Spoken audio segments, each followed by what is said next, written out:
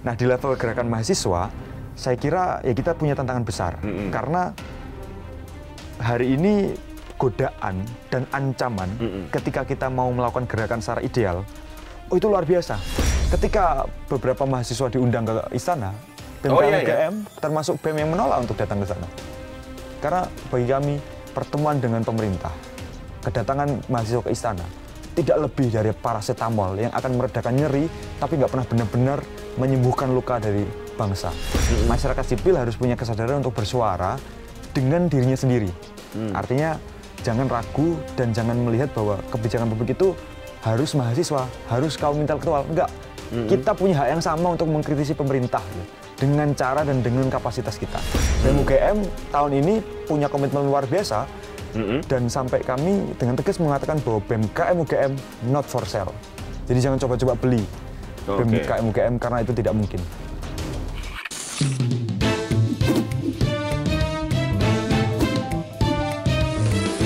To the point aja. Halo Sobat Sindu, 1 tahun sudah Prabowo Gibran memimpin negeri. Banyak janji yang harus ditepati.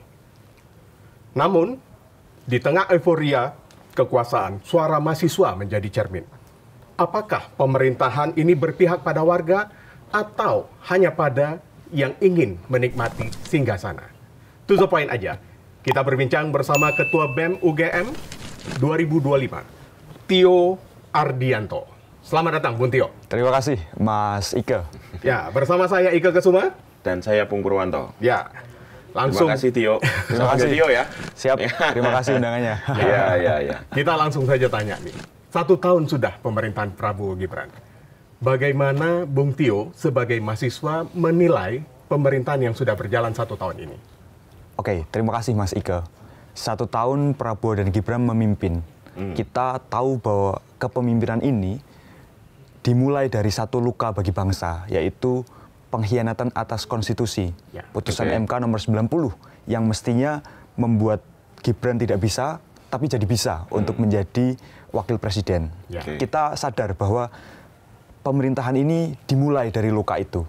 Dan luka atas konstitusi itu menguji sebenarnya apakah itu luka yang harus dibayar bagi sebuah kemenangan rakyat atau bagi para elit saja. Nah, kita cek dalam 1 tahun terakhir ini, apakah kebijakan-kebijakan program yang dicanangkan oleh Prabowo Subianto dan Gibran itu berorientasi pada kesejahteraan rakyat atau berorientasi pada konsolidasi politik supaya oligarki sekaligus elit hari ini punya kekuasaan yang mapan dan sempurna bahkan menjelang 2029 dan seterusnya. Kita ilustrasikan dengan 3 kebijakan saya kira. Yang pertama adalah Koperasi Desa Merah Putih yang secara top down membuat lebih dari 80.000 desa itu punya koperasi. Sejak awal, secara konseptual saja ini salah karena koperasi itu harusnya bottom up. Dia lahir karena aspirasi masyarakat, aspirasi satu community tertentu. Tapi yang terjadi adalah ini kebalikannya, justru top down. Nah, ini menandakan bahwa ada sesuatu yang direncanakan di baliknya di luar dari urusan-urusan soal kesejahteraan. Saya melihatnya bahwa Koperasi Desa Merah Putih ini urusannya adalah tentang konsolidasi politik. Bahwa dengan memberi 80.000 lebih desa itu koperasi, yang mekanisme adalah hutang melalui himbara, maka sewaktu-waktu ini bisa jadi kartu as, semacam sandera politik bagi kepala desanya ketika tidak berhasil mengelola keuangannya dengan baik. Bayangkan 2029 nanti orang-orang yang menguasai kepala desa tinggal bilang, kamu mau urusanmu di Koperasi Desa Merah Putih ini diusut atau mendukung Prabowo. Tentu dengan sangat mudah Prabowo akan menang melalui konsolidasi politik di level desa, melalui Koperasi Desa Merah Putih dan kepala-kepala desa yang hari ini menaungi Koperasi Desa Merah Putih. Yang kedua tentang Danantara.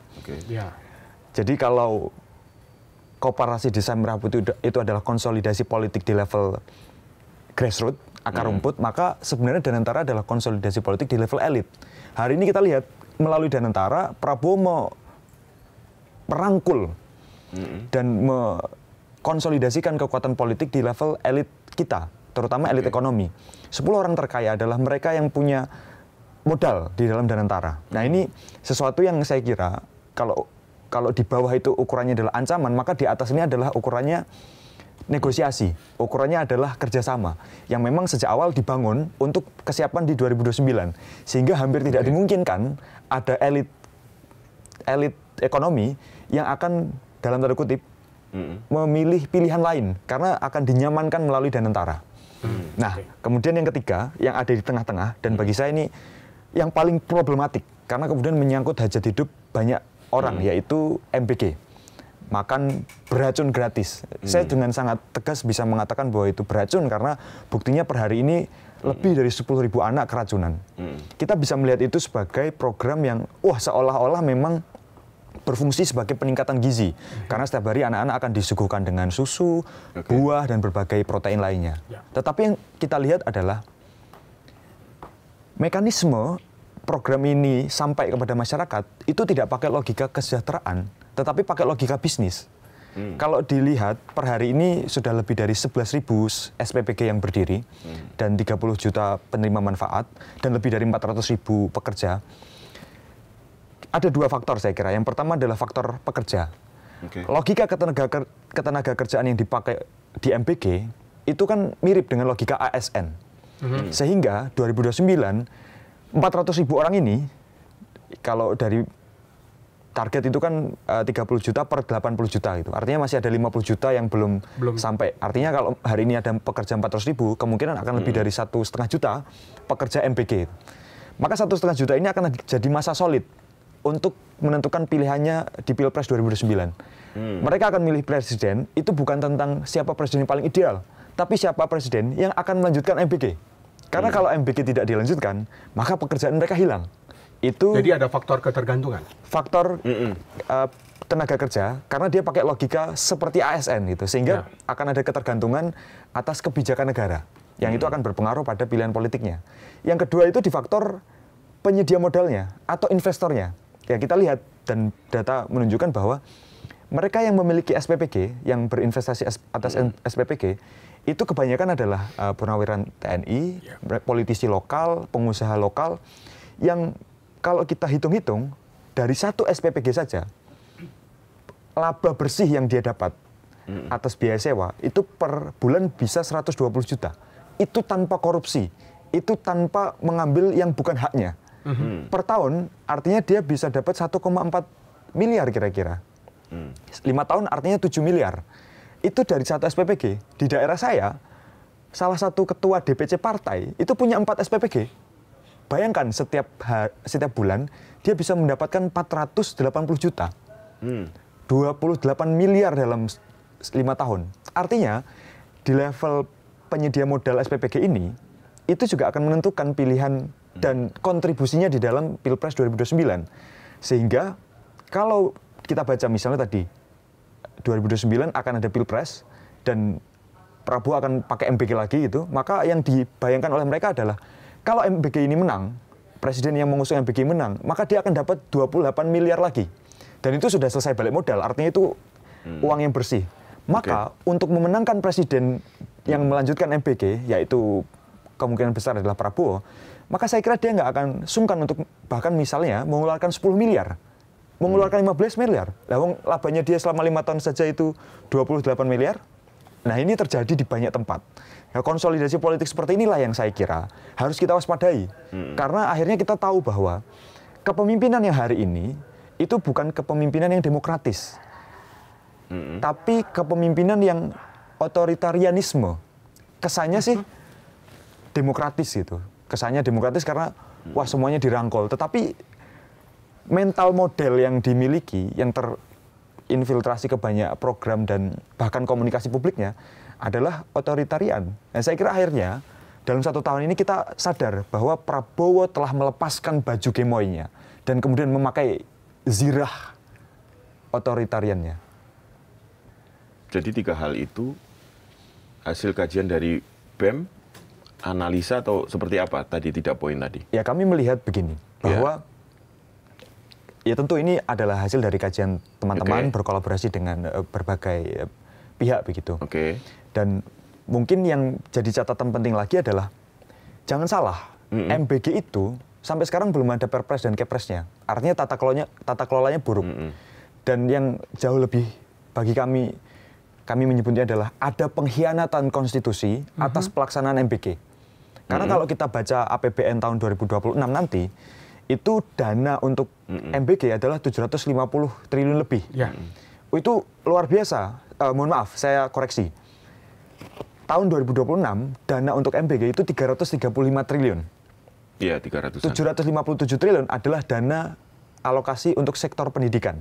Nah, kita tahu pasal 31 ayat 4 bahwa mandatory spending untuk MBG untuk pendidikan itu minimal 20%. 20%. Artinya 20% dari APBN kita harus ke pendidikan.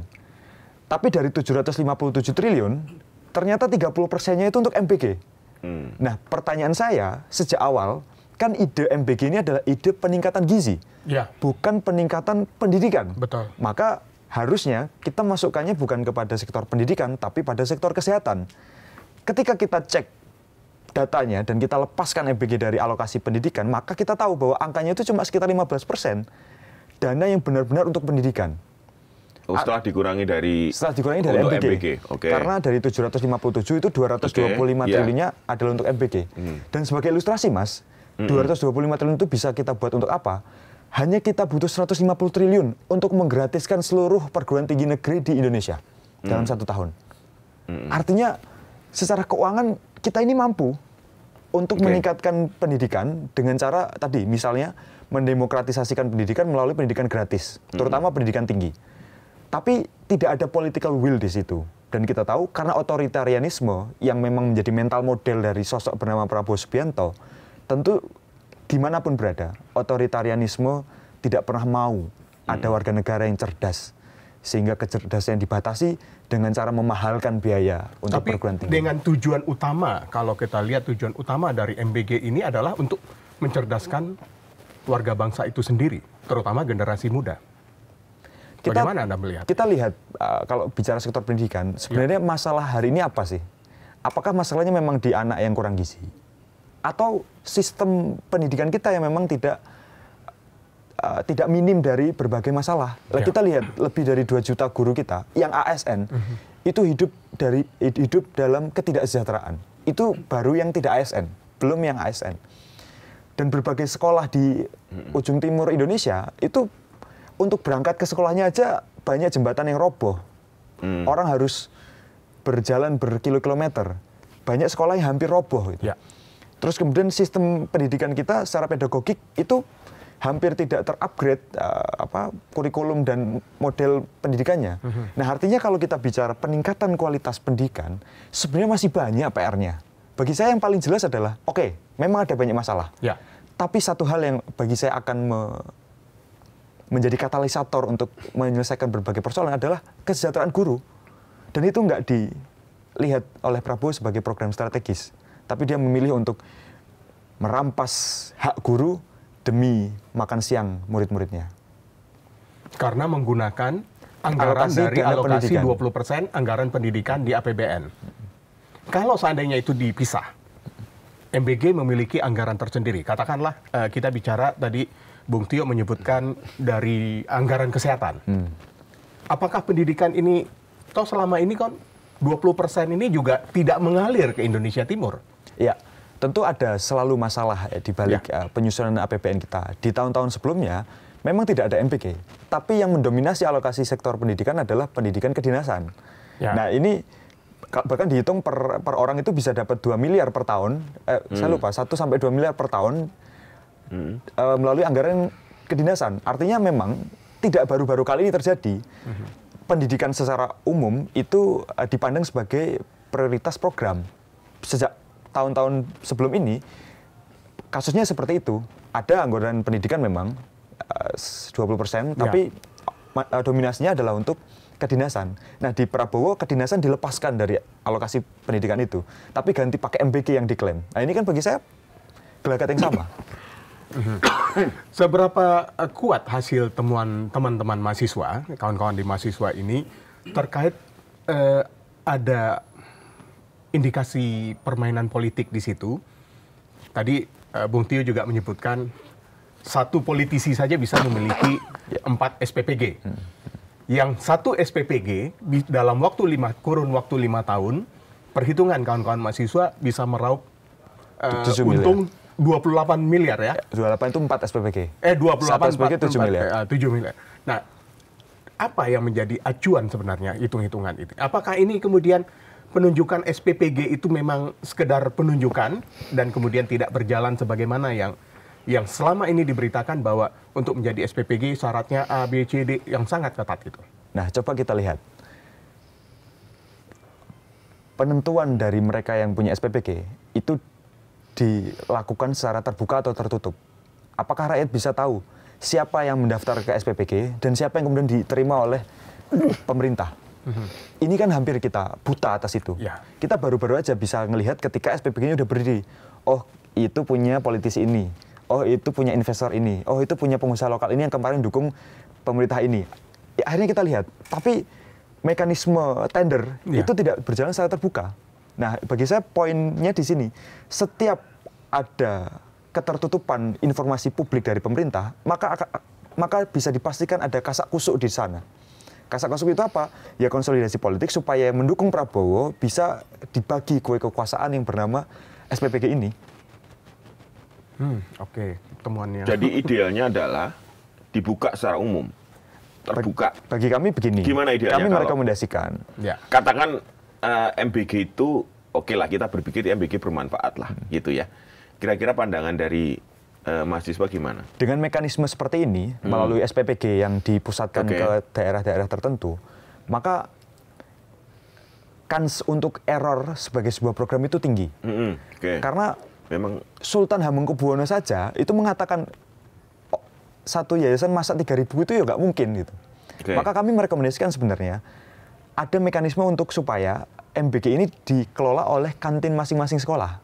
Karena pertama, kantin masing-masing sekolah itu pasti sudah terbiasa untuk melayani kebutuhan makan dari siswa-siswa tersebut. Artinya tahu bahwa oh kecenderungannya suka makanan ini, oh ada alergi ini gitu. Artinya data tentang makanan-makanan yang jangan dimakan oleh anak-anak itu relatif lebih kontekstual. Itu yang pertama. Yang kedua bisa juga ada mekanisme supaya MBG ini sifatnya subsidi kepada orang tua. Artinya orang tua lah yang kemudian menyiapkan bekal bagi anak-anaknya. Dengan logika orang tua, hampir tidak mungkin seorang orang tua memberi makanan yang beracun kepada anak-anaknya. Bagi saya ini pilihan yang ideal. Tapi apakah mungkin? Pertanyaannya kan itu. Ya. Ini tinggal political will. 11.000 SPPG sudah berdiri. Yang masing-masing SPPG minimal butuh 3 miliar untuk membangunnya. Pertanyaannya kan apakah 3 miliar kali 11.000 itu rela dilepas untuk kemudian dialokasikan melalui subsidi ke orang tua atau ke kantin yang dikelola sekolah? Nah, ini kan tinggal keberanian Presiden Prabowo dalam mengambil keputusan. Apakah Presiden Prabowo akan menjadi macan atau menjadi kucing? Artinya memang ini waktunya untuk dievaluasi gitu. Ya, saya kira 1 tahun ini adalah waktu yang tepat untuk Prabowo berendah hati. Iya, karena memang kita akui kita banyak masalah juga ya. Kita juga ngasih masukan juga. Kenapa tidak melibatkan sekolah atau orang tua di sekolah gitu. Karena ini bukan hal yang mudah ternyata memberi makan ribuan orang dalam satu waktu dengan syarat-syarat yang harus sudah jelaskan di situ. Menunya seperti apa? Menunya seperti apa, harus begini, harus begitu, ternyata memang tidak mudah gitu ya. Dan ini mungkin pengalaman pertama kali ya. Ya, bagi betul. kita. Bagi kita. Kalau negara lain kan sudah berjalan puluhan tahun, ratusan tahun ya. Bahkan Ya. di Jepang, di negara manapun. Nah oke, itu sih, jadi saatnya dievaluasi. Nanti masukan mahasiswa mungkin disampaikan ya kali ya. Untuk gimana caranya MBG itu bisa lebih baik, lebih tepat sasaran. Dan memang tidak jadi makan beracun gratis gitu. Meskipun beracun itu kalau dari pemerintah mengatakan sekitar 0,0 sekian persen lah cara ngitungnya dari jumlah penerima manfaat. Cara ngitungnya salah. Presiden itu menghitung dan ini bagi saya gelagat dari orang-orang di sekeliling presiden yang ABS, asal Bapak senang. Maka kemudian diaturlah. Ini mirip lah ketika misalnya data pertumbuhan ekonomi kita dipalsukan. Di BPS menghitung 5,12%, tapi aslinya itu 4,04%. Ini mirip juga dipakai untuk kasus keracunan. Ada orang ABS yang ngomong ke presiden bahwa enggak Pak, yang keracun cuma 0,00017%. Dengan menghitung jumlah keracunan, dibandingkan dengan jumlah porsi yang sudah diberikan. Ya. Kan itu bagi saya susah untuk cukup masuk akal gitu ketika 10.482 dibandingkan dengan 90 miliar kalau tidak keliru. Karena 30 juta manfaat dan sudah 30 juta penerima manfaat dan sudah berjalan lebih dari 1 bulan gitu. 1 bulan. Dihitung semua ya itu ya? Dihitung semua yang 1 bulan. Diakumulasi. Nah, mestinya dihitungnya adalah berapa orang yang keracunan dari orang yang menerima manfaat. Nah, kekacauan dari menghitung ini bagi saya lahir dari gelagat politik ABS, asal Bapak senang. Jadi saran saya untuk Presiden Prabowo adalah Bapak itu sedang dikelilingi oleh orang-orang yang ABS, asal Bapak senang. Bersikaplah kritis dan jangan membuat sikap yang mendengar dengan telinga yang tuli, tapi telinga yang kritis. Jadi menurut Bung Tio, informasi yang diterima oleh Presiden terkait program MBG ini banyak yang salah. Ya diberikan. tidak hanya MBG saya kira. Memang gelagat politik Presiden itu adalah gelagat politik, apa yang disampaikan itu adalah input dari orang. Misalnya ketika mengatakan bahwa demokrasi Indonesia gelap itu dibiayai oleh antek asing gitu. Ya. Itu kan saya kira sangat mustahil Presiden itu secara teknis merinci sendiri gitu. Pasti ada orang yang membisiki entah dari intelijen atau apa gitu. Dan orang nggak menyampaikan bahwa sebenarnya demonstrasi ini lahir karena tuntutan atas apa gitu. Tapi disampaikan bahwa ini demonstrasi dibiayai asing Pak gitu. Ini kan lagi-lagi gelagat atau mental model ABS tadi yang saya kira memang hari ini melingkari dari Presiden Prabowo gitu. Makanya Presiden Prabowo harus lebih kalau Presiden Prabowo merasa baik ya, baik saja tidak cukup. Karena kita harus cerdas. Kebodohan lebih banyak meloloskan kejahatan ketimbang kejahatan itu sendiri. Kebodohan lebih banyak meloloskan kejahatan ketimbang kejahatan itu sendiri. Kutipan menarik. Mungkin para Sobat Cindo yang ingin memberikan komentar, boleh ya langsung pada saat kita tayangan ini ya. Sekarang soal yang tadi menarik pandangannya yang 3 poin tadi bahwa dilihat dari sisi politik ini adalah konsolidasi di semua level ya. Tadi kan di level bawah, di level menengah dan di level elit dan dana tarangan. Jadi gini, kalau kita coba melihat realitas politik bahwa seorang presiden pasti politisi, gitu. Dan dia tahu undang-undang itu membolehkan 2 periode konstitusi, konstitusional dong, ya gitu. Kalau itu dalam benaknya Prabowo dan orang yang ada sekarang untuk mempertahankan kekuasaan kan dia dikasih waktu 2 periode, gitu kan? Apakah itu bukan hal yang wajar dari sisi politik ya?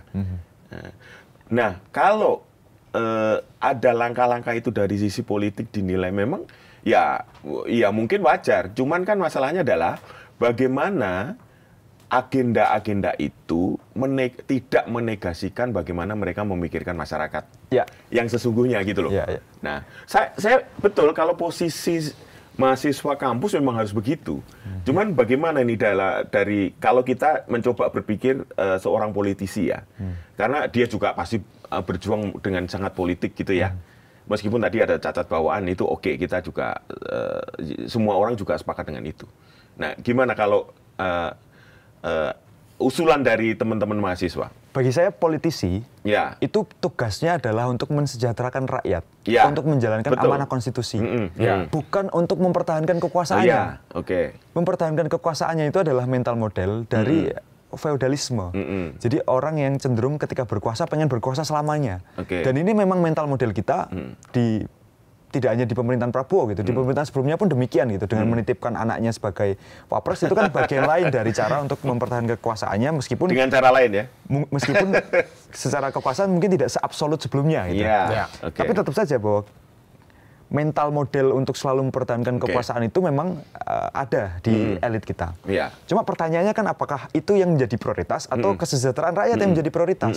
Nah, hari ini bagi saya 1 tahun Prabowo memimpin itu susah saya menemukan satu program yang bisa melepaskan kepentingan politik dia, tapi lebih prioritas kepada kesejahteraan rakyat. Karena belum ada. Cenderung bahkan program-program prioritas dia itu untuk kepentingan politik 2029 dan seterusnya. Nah, kita lihat misalnya beberapa pihak kemarin ada yang menemukan satu temuan baru bahwa kan ada gairah untuk mengembalikan Undang-Undang Dasar kepada Undang-Undang Dasar 45 Ya, yang aslinya. sebelum amandemen itu. Dan itu kan undang-undang yang mengizinkan orang untuk berkuasa selama-lamanya karena dia akan mirip Orde Baru dan Orde Lama ya. Artinya demokrasinya tidak akan berjalan dengan batas, tetapi justru tanpa batas. Nah, kalau bicara soal presiden kan boleh 2 periode. Loh, tapi gelagat yang hari ini terjadi, ini nggak cuma bicara 2 periode, ini bicara tentang kalau bisa seterusnya. Kita lihat misalnya, hampir tidak ada oposisi hari ini. Seluruh partai dikuasai oleh Prabowo Subianto. Nah, kalau kita cek di negara-negara lain, ini tuh fasisme. Ini adalah upaya untuk supaya nggak ada kekuasaan tandingan gitu, atau yang menandingi kekuasaan gitu. Sehingga ini sangat berbahaya, karena elit sudah bersatu. Dan ketika elit sudah bersatu, maka yang paling sesat adalah rakyat. Maka keliru ketika Presiden Prabowo sampaikan bahwa kunci dari kesejahteraan adalah persatuan elit.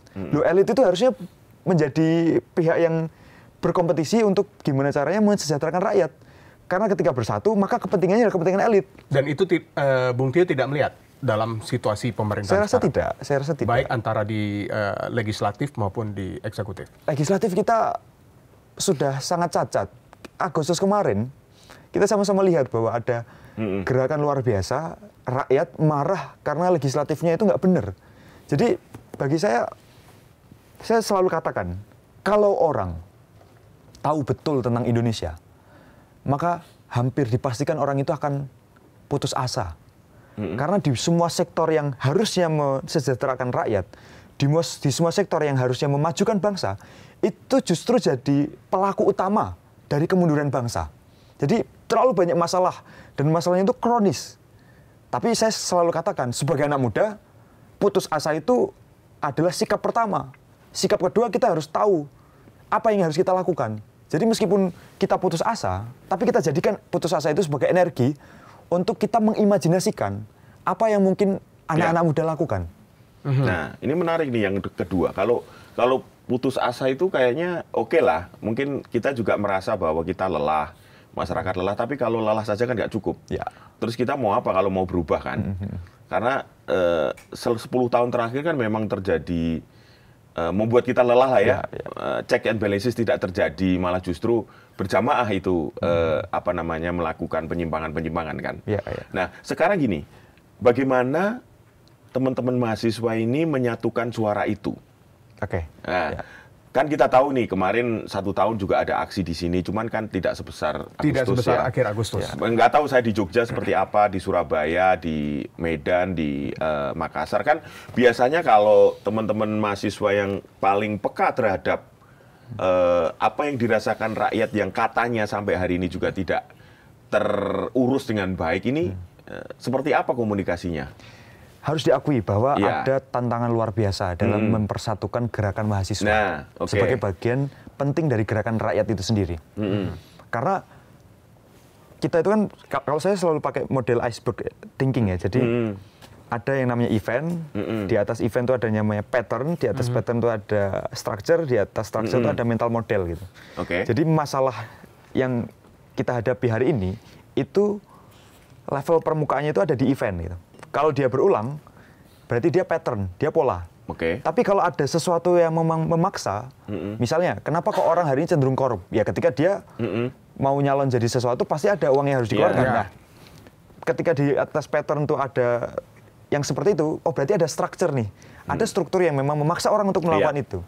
Di atas struktur ada mental model. Ada mental model orang yang culas, ada mental model orang yang juga seneng terima duit gitu. Jadi misal kalau bicara event beli suara ketika momentum pemilu, ya sebenarnya mental model dari penerima dan pemberi itu juga harus dikritisi gitu. Harus dikritisi. Nah, di level gerakan mahasiswa, saya kira ya kita punya tantangan besar. Karena hari ini godaan dan ancaman ketika kita mau melakukan gerakan secara ideal, itu luar biasa.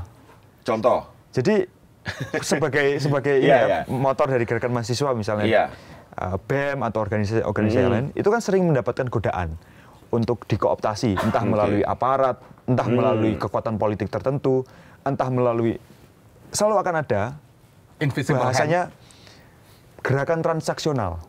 Bahwa kamu boleh bergerak, tapi isunya ini. Pesanan ya? Bahwa kamu jangan bergerak, nanti ku kasih ini gitu. Oke. Nah ini memang terjadi gitu. Dan Oke. pola ini sudah berlangsung saya kira tidak baru-baru ini, tapi mungkin belasan tahun gitu. Sejak kita merayakan demokrasi pasca reformasi. Gitu. Ya.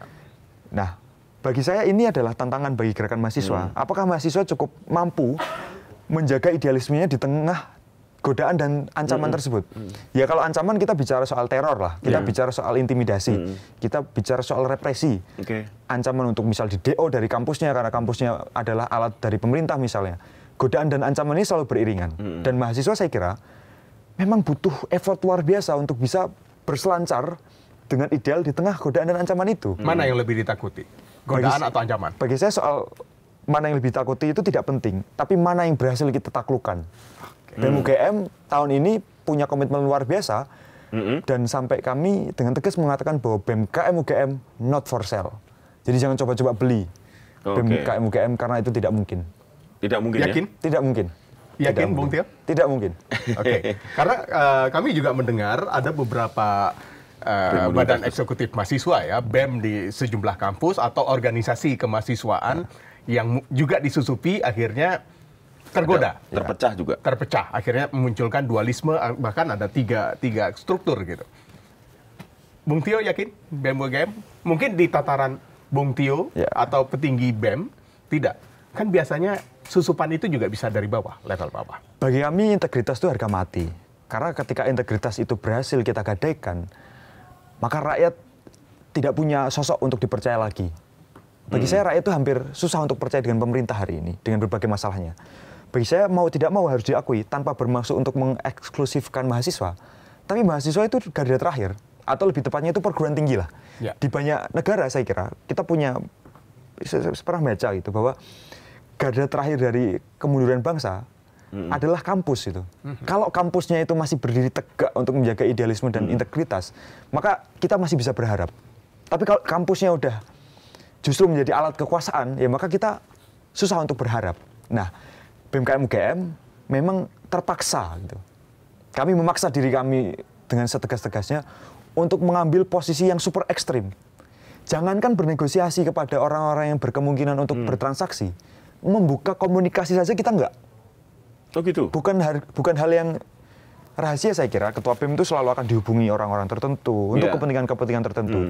Dan saya punya komitmen untuk enggak membalasnya bahkan melalui WA gitu. Apalagi jangankan ketemu gitu. Sehingga susah untuk kemudian mencari, susah dan sebenarnya mustahil itu, untuk mencari bahwa BEM KM UGM hari ini berkasak-kusuk dengan orang-orang yang mengkooptasi gerakan. Nah, ketika beberapa mahasiswa diundang ke istana, BEM KM UGM termasuk BEM yang menolak untuk datang ke sana. Karena bagi kami pertemuan dengan pemerintah, kedatangan mahasiswa ke istana tidak lebih dari paracetamol yang akan meredakan nyeri, tapi nggak pernah benar-benar menyembuhkan luka dari bangsa. Waktu itu kita butuh sistem pengawasan yang ketat untuk DPR. Waktu itu kita butuh tunjangan dan gaji yang berkeadilan untuk DPR. Bukan pertemuan dengan istana. Tapi seringnya DPR juga kan?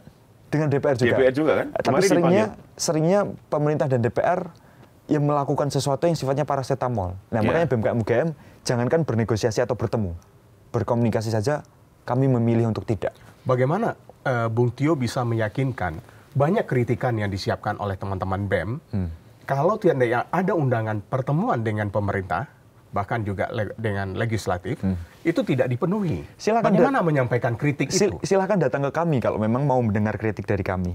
Di luar dari apa yang kami sampaikan secara terbuka. Kami selalu kok memproduksi kajian-kajian yang kami sebarkan secara terbuka. Jadi kalau DPR, sayangnya kan DPR memang nggak banyak baca kan. Ketika Sahroni rumahnya digeledah aja hampir tidak ditemukan itu buku bacaan yang dia punya gitu. Maka kalau DPR mengkritik bahwa lah kami pengen dengar kok tapi nggak mau datang lah, kan kami sudah sediakan untuk dibaca. Kalian aja yang nggak mau baca kan begitu. Maka jawaban kami, kalau memang mau ada pertemuan ini silahkan datang. Kita sediakan diskusi secara terbuka. Itu kami lakukan ketika bicara soal tambang di DIY.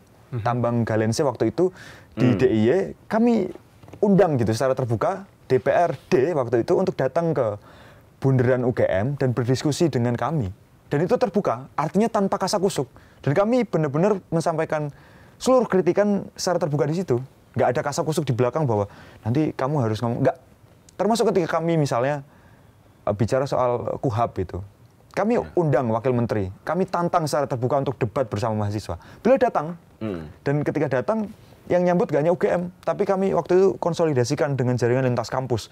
Ada Brawijaya, ada Undip, ada Unisula Semarang, ada UNS Solo. Banyak kampus yang waktu itu datang dan mendebat wakil menteri, yang kebetulan adalah guru besar UGM, Prof. Edi Hiarits. Gitu. Ya, konsep yang seperti ini yang kami bawa untuk tetap ada sesuatu yang mungkin konkret kita sampaikan, tapi tidak ada kasak-kusuk di baliknya. Karena semuanya berlangsung secara terbuka. Jadi, apa yang ditakuti kalau seandainya teman-teman datang diundang gitu untuk bertemu? Sebenarnya kalau secara adat ketimuran ya namanya anak muda lah yang sowan ke orang tua gitu, Bung Tio. Itu bukan adat ketimuran, itu sebenarnya feodalisme. Feodalisme yang mungkin narasi feodalisme yang memang diucapkan untuk melanggengkan kekuasaan hari ini. Kami punya rasa kritis yang tegas lah soal feodalisme itu.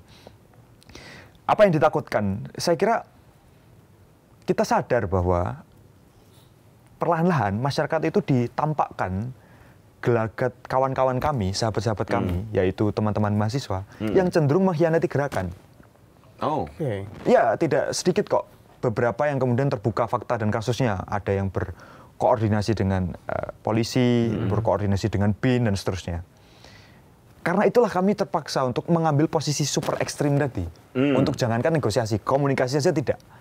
Bagi saya ini pilihan, dan pilihan itu lahir karena nilai yang kami percaya dan nilai yang kami jaga. Sekarang BEM UGM masih anggota BMSI? Masih atau sudah enggak? Sudah tidak. Sudah tidak. Sejak kapan? Sejak tahun ini, ketika Munas BEMSI di Padang kemarin. Oh, sejak Munas sudah ini ya, sudah tidak lagi sudah BMSI. Tidak, ya. Oke. Tapi Agustus yang lalu gimana? Kejadian Agustus yang lalu, tetap gerakan juga ada.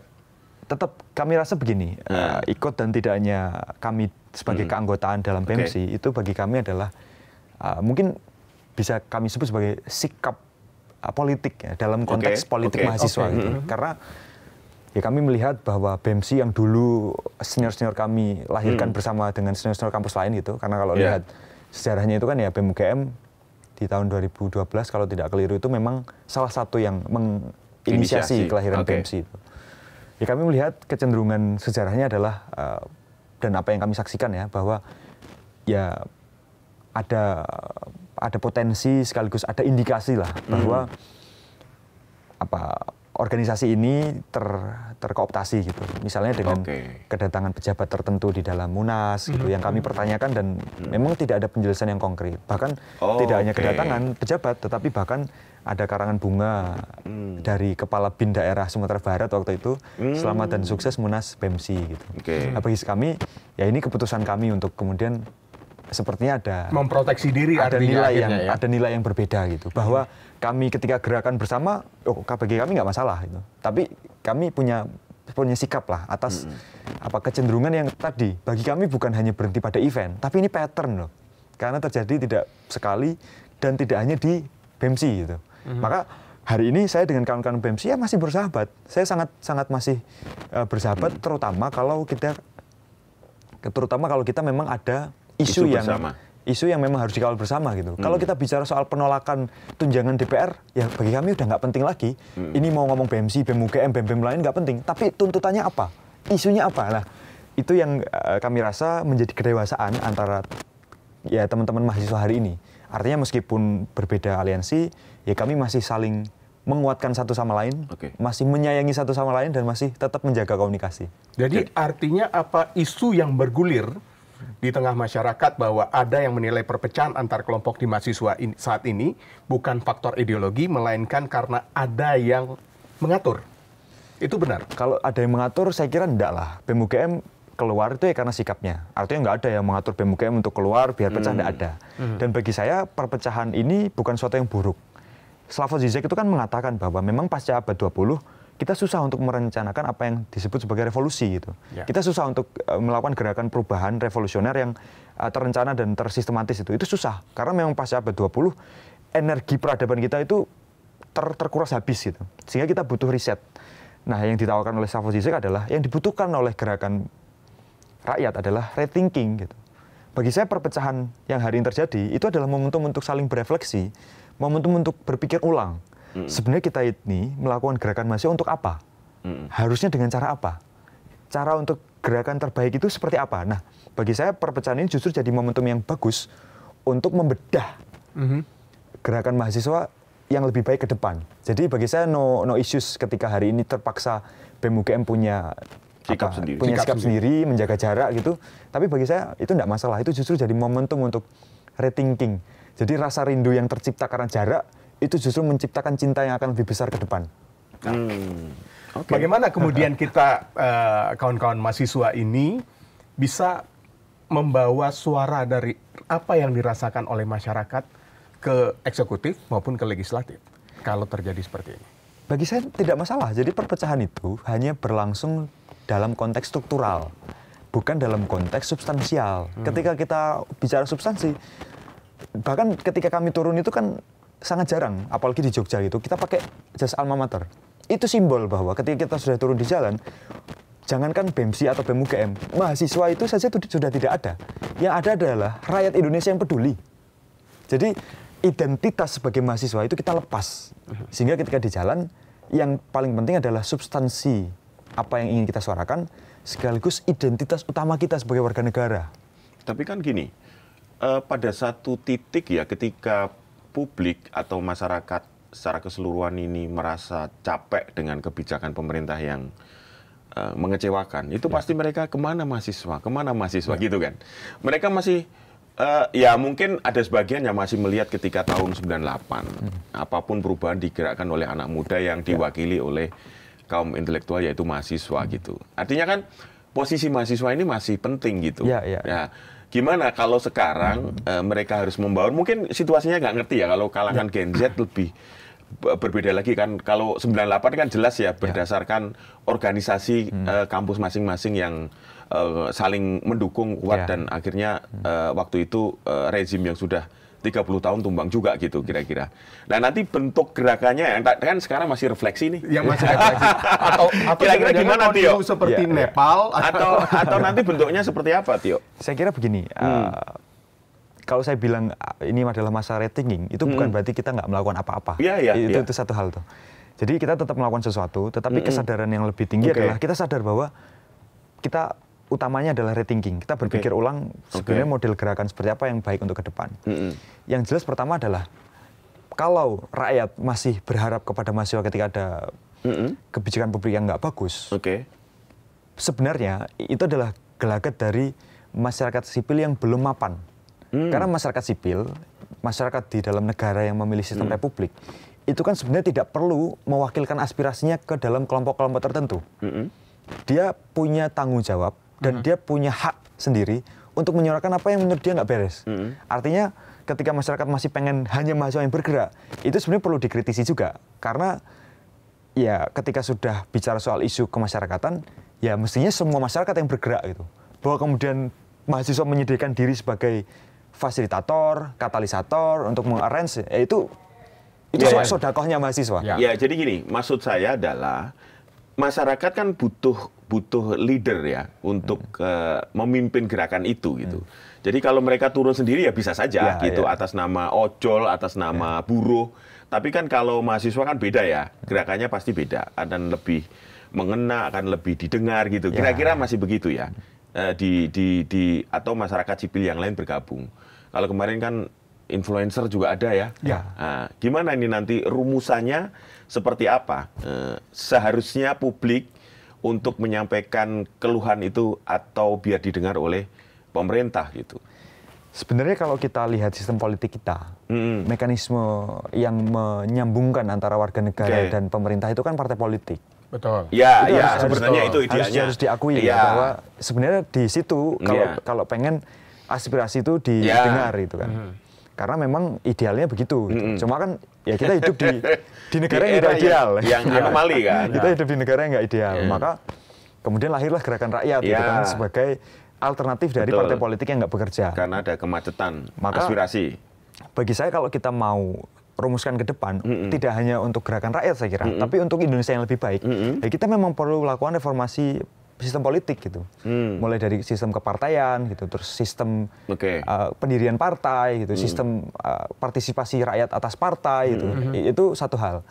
Kalau bicara soal gerakan rakyat sebagai bagian alternatif dari partai politik nggak bekerja, ya saya kira ya rakyat harus sadar bahwa hari ini setiap dari kita itu menggenggam suaranya melalui ponsel yang setiap hari kita pegang itu. Kita selalu berhadapan dengan buzzer yang memaksa kita untuk ditipu oleh pemerintah bahwa seolah-olah persoalannya selesai, bahwa seolah-olah programnya bagus, tapi pada faktanya biasanya itu semacam simulakra. Kalau menurut Baudiat itu adalah itu ya tipuan aja dari realitas yang ada. Jadi simulakra itu kayak informasi yang terus-menerus disampaikan, sebenarnya kebohongan tetapi jadi kelihatan benar karena terus-menerus disampaikan gitu. Ya. Itu simulakra. Nah, bagi saya yang paling minim itu masyarakat sipil harus punya kesadaran untuk bersuara dengan dirinya sendiri. Artinya jangan ragu dan jangan melihat bahwa kebijakan publik itu harus mahasiswa, harus kaum intelektual. Enggak. Kita punya hak yang sama untuk mengkritisi pemerintah gitu, dengan cara dan dengan kapasitas kita. Itu kesadaran yang pertama. Kesadaran yang kedua adalah bahwa mahasiswa itu memang nggak mungkin dibiarkan sendirian. Sehingga kelompok-kelompok masyarakat tertentu, entah itu ormas yang terorganisir maupun yang tidak terorganisir, ya memang harus punya kerendahan hati untuk duduk bersama. Pun di mahasiswa gitu. Ya kadang-kala harus diakui bahwa justru kaum intelektual lah yang kadang merasa di atas menara gading gitu. Sehingga memang perlu, saya rasa kebersamaan yang lebih untuk memastikan bahwa apa yang jadi suara kita disampaikan juga dengan lidah kita. Artinya suara bersama, lidah bersama. Jangan suara sebagian disampaikan lidah bersama gitu. Jadi kan seringnya ada semacam claiming ya bahwa rakyat Indonesia semuanya mendukung Pak Prabowo gitu. Ya padahal enggak juga. Ataupun claiming yang sebaliknya gitu. Nah, bagi saya itu yang penting di luar dari apa yang ke depan kita akan rumuskan. Kebetulan BEM UGM selenggarakan simposium gerakan nasional akhir Oktober ini. Dan memang misinya adalah rethinking. Kita ingin memikirkan ulang sebenarnya gerakan ke depan itu harusnya seperti apa. Karena kita saja itu jarang punya rencana strategis soal gerakan rakyat loh. Gerakan sipil itu tidak setangguh dan sesolid apa yang kita lawan gitu.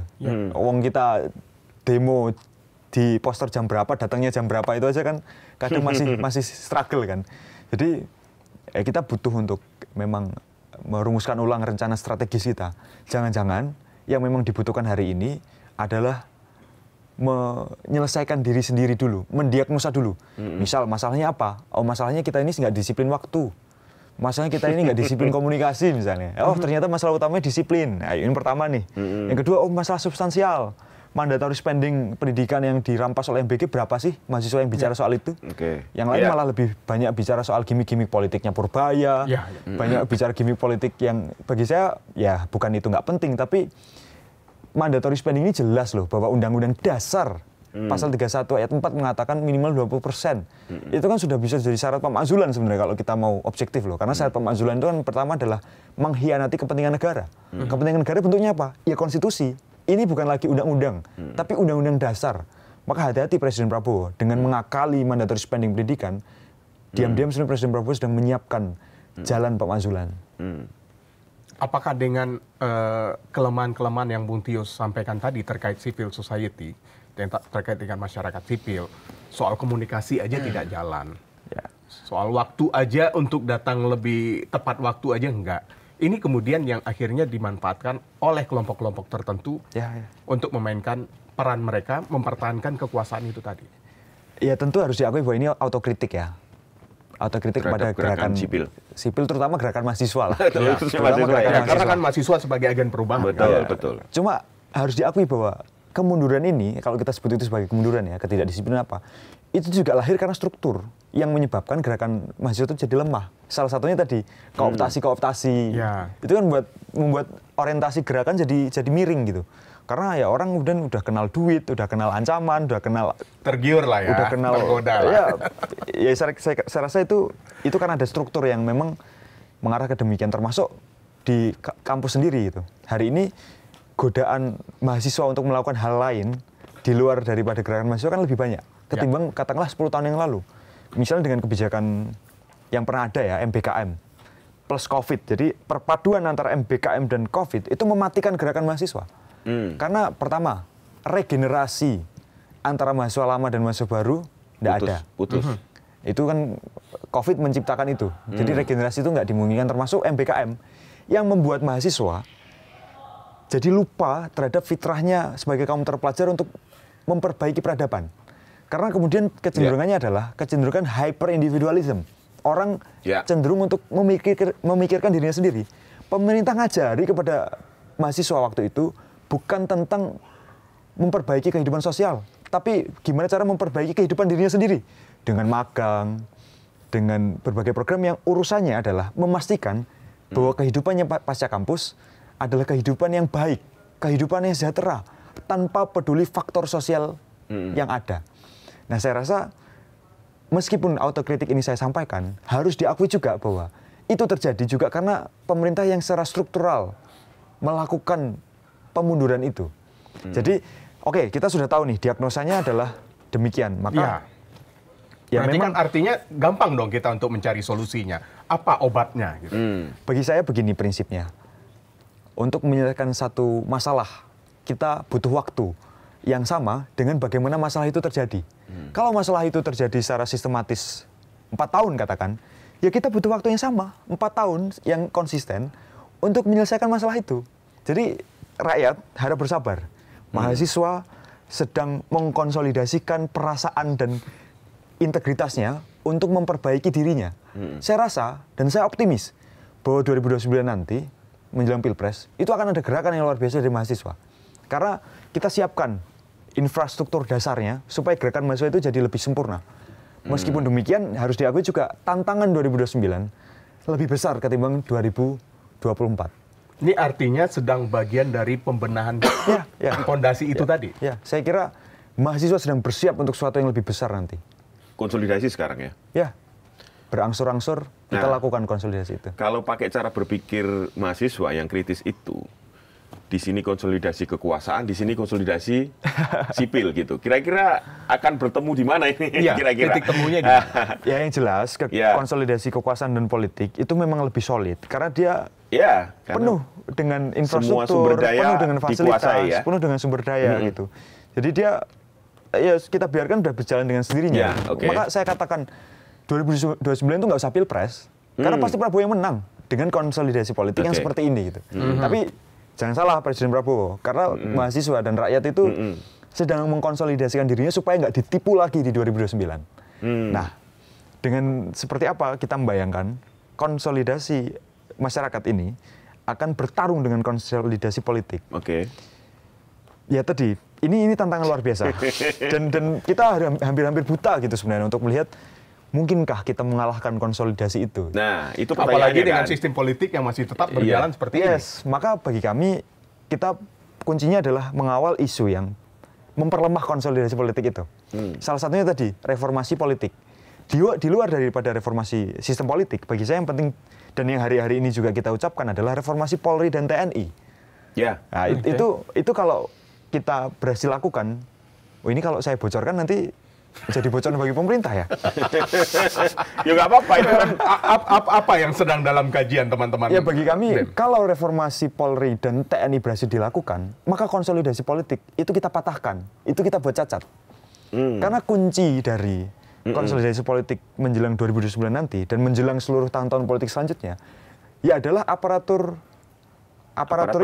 penegak hukum itu APH. Polri dan TNI, tambah kejaksaan lah. Cuma bagi saya yang paling urgent hari ini karena apalagi dengan UU TNI yang kemudian melanggengkan militerisme, maka yang paling penting hari ini adalah reformasi struktural dan kultural di tubuh kepolisian sekaligus tubuh militer kita. Kalau itu berhasil melalui misalnya undang-undang baru, perubahan. Kalau hari ini kan yang terjadi adalah ada semacam transformasi kepolisian gitu kan. Kalau itu berhasil, maka konsolidasi rakyat akan berhasil mengalahkan konsolidasi politik. Sehingga yang menang di 2029 bukan orang yang berhasil mengkonsolidasikan politik, tapi orang yang berhasil mengkonsolidasikan masalah di masyarakat dengan solusi yang akan ditawarkan dari mereka kepada masyarakat. Nah itu adalah sesuatu yang semoga, dan kita berupaya mati-matian untuk insya Allah selama 4 tahun yang tersisa ini untuk melakukan upaya-upaya supaya kita bisa mengalahkan konsolidasi kekuasaan dengan konsolidasi masyarakat sipil. Tapi gini Tio, bagus, itu sangat ideal ya. Ya. Cuman kan perjalanan kita juga tahu bahwa dari rezim-rezim sebelumnya namanya konsolidasi politik kan mereka juga para ahli, orang strategis yang semuanya bahkan bekas aktivis mahasiswa juga ada di situ. Pasti kan mereka akan juga berusaha agar konsolidasi di sipil ini, yang non politik ini, yang gerakan masyarakat lah ya, itu juga akan digembosi terus ya, satu-satu. Nah, apakah akan ada titik kompromi di situ? Gitu. Artinya gini, kalau tadi kan bahasanya adalah kami tidak penting organisasi bentuknya apa, tapi isu yang kita kita dorong itu bisa diadop oleh orang yang sedang melakukan konsolidasi politik sekarang gitu. Ya kan, sudah sebagian sudah dilakukan, misalnya yang kemarin DPR ya itu mungkin sebagian kecil lah ya, yang gajinya segala macam itu kan bagian yang.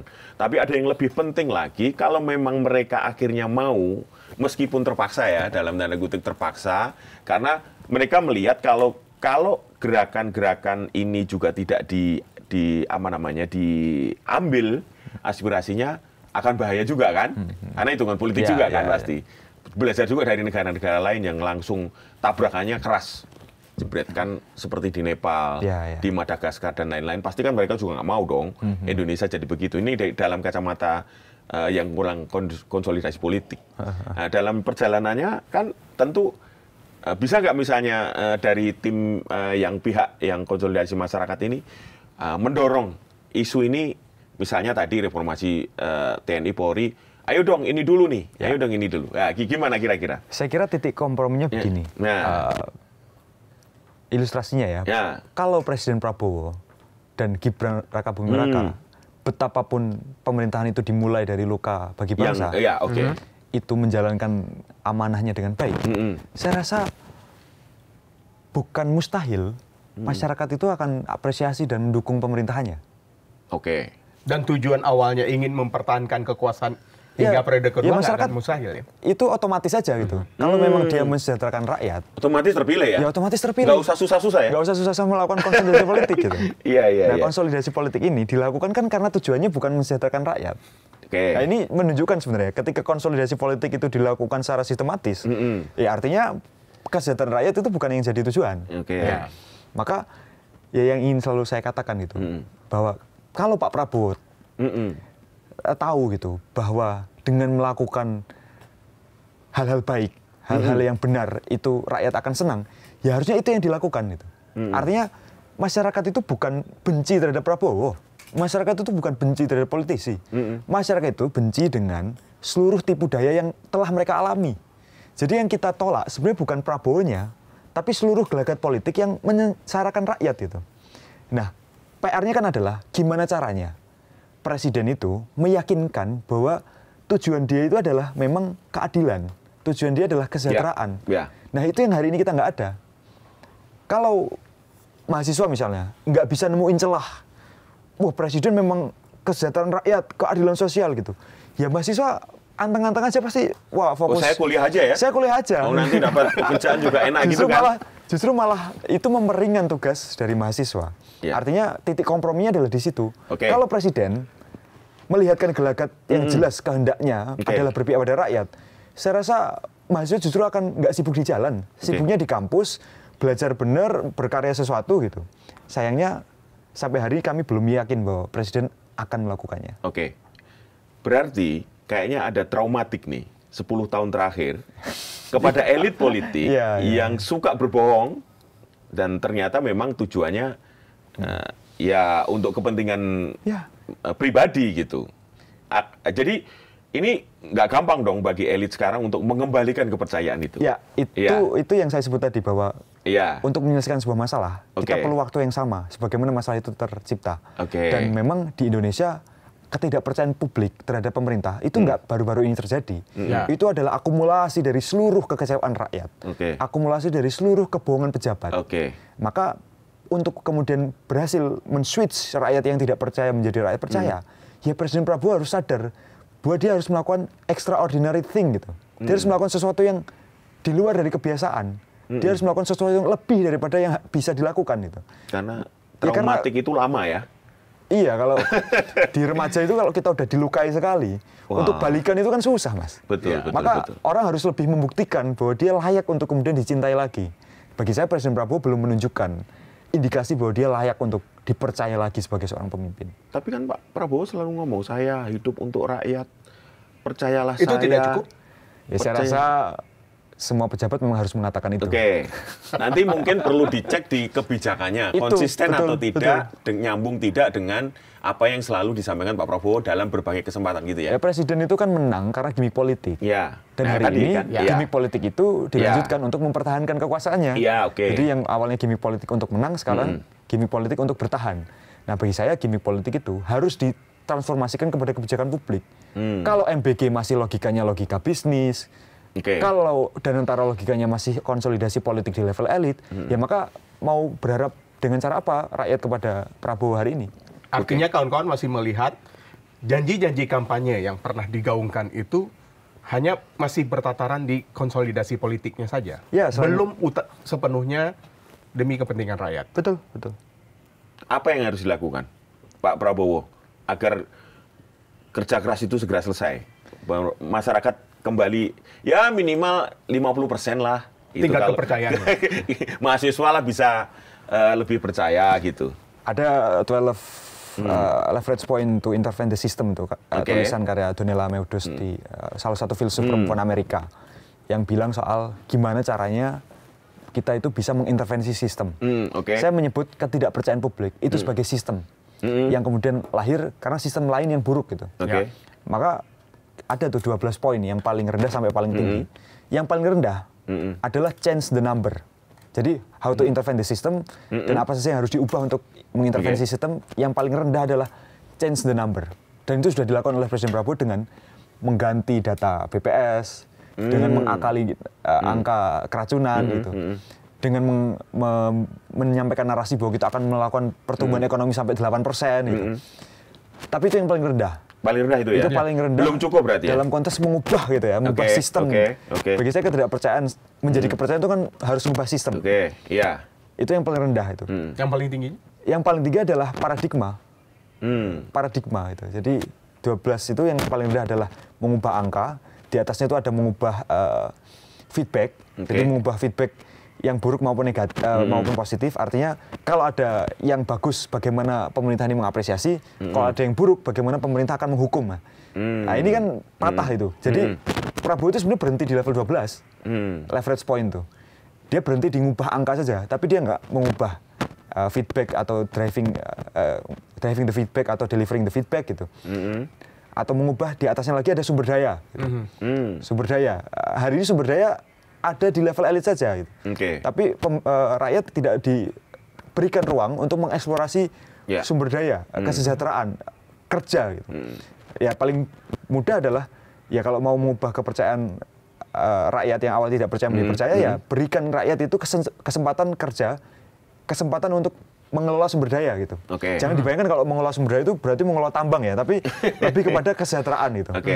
Ada beberapa poin sampai poin atasnya itu meta paradigma, dan distribusi kekuasaan. Nah ini juga yang bagi saya penting gitu. Dan bisa lah untuk Presiden Prabowo lakukan itu. Apa distribusi kekuasaan yang dimaksud sama Donella Meadows adalah politik itu kan soal kekuasaan, dia soal power. Sehingga untuk mengubah sistem, ya maka distribusi kekuasaan itu harus dilakukan dengan berkeadilan. Nah hari ini Wamen saja kita punya 59 kalau tidak keliru. Artinya distribusi kekuasaannya lebih bagus dong. Nah, kita lihat siapa yang dapat wamen. Kan ya mereka yang jadi tim kampanye Prabowo gitu kan. Bukan orang-orang yang memang meritokrasi gitu. Bukan orang-orang yang memang ahli di bidangnya. Lah kepala BKN saja kita itu adalah ahli serangga, bukan ahli gizi. 5 dari pejabat tinggi di Badan Gizi Nasional kita adalah purnawirawan TNI, teman-temannya Prabowo semua. Tim mawarnya Prabowo sekarang juga punya jabatan-jabatan penting di banyak kementerian itu. Artinya bagi saya kepercayaan publik itu bisa dikembalikan kalau ada 12 poin tadi ya. Nanti bisa kita elaborasi di waktu lain lah. Tapi di antara yang paling mudah dan itu levelnya adalah yang cukup tinggi adalah mengubah distribusi kekuasaan. Jadi jangan sampai Prabowo menampilkan distribusi kekuasaan itu sebagai bagi-bagi kue kekuasaan. No. Tapi distribusi kekuasaan yang dengan sistem meritokrasi yang Dengan sistem meritokrasi, menghargai ilmu pengetahuan itu kan. Dengan menjadikan ahli serangga sebagai kepala badan gizi, itu kan menunjukkan bahwa Presiden Prabowo tidak menghargai ilmu pengetahuan. Kayak di Indonesia itu dari 280 juta, seolah-olah nggak ada ahli gizi. Padahal di banyak kampus itu jurusan gizi itu kan jurusan yang bukan jurusan yang jarang, tidak seperti filsafat itu. Iya. Di Jogja ada akademi gizi kan? Iya. Artinya kan tidak kekurangan kita orang-orang ahli gizi. Oke. Baik. Terima kasih, Menarik. Bung Tio Ardianto ya, Ketua BEM UGM 2025 telah hadir di studio To The Point aja. Terima kasih. Ya. Sebagai penutup, saya akan menyampaikan setahun pemerintahan berganti, tapi idealisme mahasiswa tetap diuji. Bukan sekedar turun ke jalan, tapi menjaga agar suara kritis tak ikut hilang di telan kepentingan. Saya Ika Kesuma. Saya Pung Purwanto. Sampai jumpa. Sampai jumpa. Terima kasih. Ya.